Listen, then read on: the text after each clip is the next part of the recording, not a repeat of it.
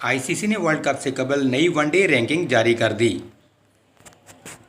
ICC ने world cup के आगाज से कबल नई वनडे रैंकिंग जारी कर दी है। Babar Azam world cup number 1 batter के तौर पर वर्ल्ड कप में खेल का आगाज करेंगे।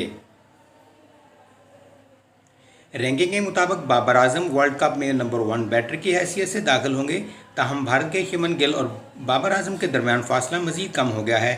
रैंकिंग के मुताबिक बाबर आजम के रैंकिंग पॉइंट्स 857 बरकरार रहेंगे, जबकि शुभमन गिल के रैंकिंग पॉइंट्स 814 से बढ़कर 847 हो गए हैं। इस रैंकिंग में पाकिस्तान के इमामुल हक चौथे से 5वें नंबर पर आ गए हैं। पाकिस्तान के फखर जमान टॉप 10 में और रैंकिंग में 10वें नंबर पर मौजूद हैं।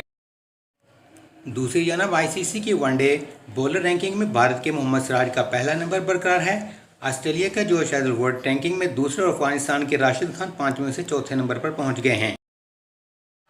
इसी तरह न्यूजीलैंड के ट्रेंट बोल्ट रैंकिंग में एक दर्जे तनज़ली के बाद 5वें, शाहीन अफरीदी 8वें और fast bowler Haris Rauf ranking में 2 दर्जे बेहतरी के बाद 22वें नंबर पर मौजूद हैं।